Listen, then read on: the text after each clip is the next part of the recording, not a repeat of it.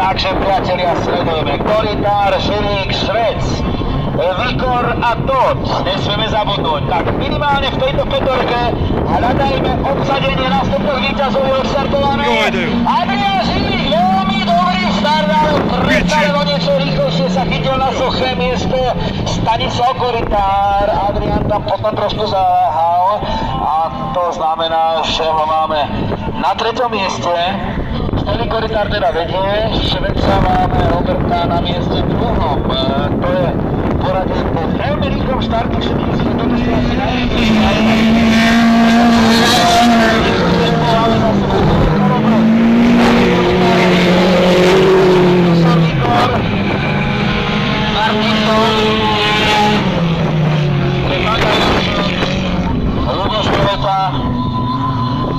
Takže také aktuálne poradie, zatiaľ nám uzatvára v štartovej kole Erik Bartko a ten dokonca ešte sám dobrovoľne vošiel do toho hlbokého blata.